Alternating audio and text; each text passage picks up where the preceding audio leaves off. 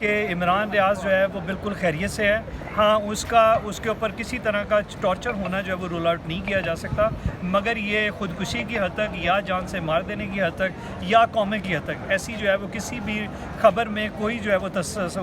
کسی طرح کی کوئی صداقت نہیں ہے. تو عمران ریاض وہ خیریت سے ہے، مگر چونکہ وہ نہ اپنی فیملی کے پاس ہے، نہ ہی جو ہے وہ کہیں نظر آ رہا ہے، نہ ہی کوئی ایجنسی اس کی جو ہے وہ کسی بھی طرح سے کسٹڈی کلیم کر رہی ہے. تو ان حالات میں آپ کا، میرا اور عام عوام کا اور صحافتی برادری کا کیا سرائیاں جو ہے وہ کر لینا اور اس کے اوپر کسی بھی طرح کے رومرز دے لینا یا اپنے خدشات کا اظہار کرنا، اس کو رول آؤٹ نہیں کیا جا سکتا. یہ ان کے خدشات اپنی جگہ پہ کہیں نہ کہیں درست ہو سکتے ہیں، مگر خودکشی کی حد تک یا جو ہے وہ خدا نہ خواستہ مار دینے کی حد تک یا اسے قومے کی حد تک پہنچا دینے کی حد تک کسی طرح کے کسی رومر میں کوئی تصدیق نہیں ہے. صحافی عمران شفقت ہے، وہ یہ دعویٰ کر رہے ہیں کہ عمران ریاض کی ملاقات ان کی اہلیہ کے ساتھ کروا دی گئی. یہ تو انہوں نے بالکل لکھا ہے. اچھا، اس کے بعد کچھ اور چیزیں سامنے آ رہی ہیں. ایک چیز یہ سامنے آئی ہے کہ عمران ریاض کی ملاقات جو ہے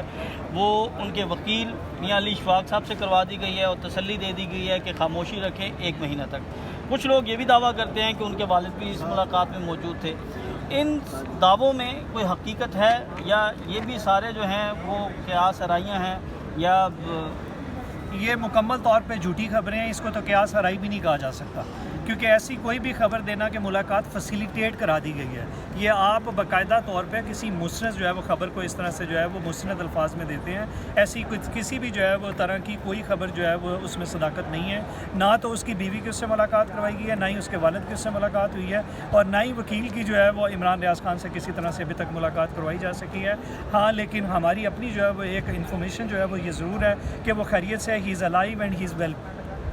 تو پھر اب سوال یہ ہے کہ عمران ریاض کب جو ہے وہ بازیاب ہوگا؟ کل عطا تاڑر نے بھی بات کی، انہوں نے بھی ڈھکے چھپے الفاظ میں کہا کہ جی عمران ریاض جلد آپ کے پاس ہوں گے. جب ان سے یہ کہا گیا کہ وہ اغوا ہیں، وہ کہاں پر ہیں، کس طرح ہیں، کون لے کے گیا، آپ کے پاس یہ انفارمیشن کیسے ہے؟ تو وہ یہ کہتے ہیں کہ جب عمران ریاض آئے گا تو وہ آپ کو خود بتا دے گا. دیکھیں، عطا تارڑ کی سٹیٹمنٹ جو ہے وہ آئی بلیو کہ میاں علی اشفاق کی طرف سے دی گئی خبر کو پروبیبلی سپورٹ کرتی ہے اور انڈورس کرتی ہے. اور جب وہ یہ کہتے ہیں کہ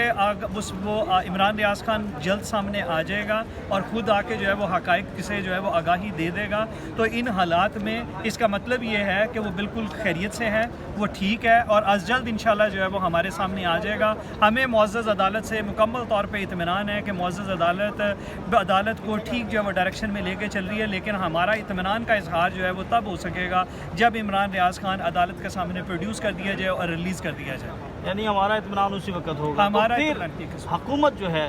اقتدار میں ہے، عطا تاڑر معاون خصوصی ہیں،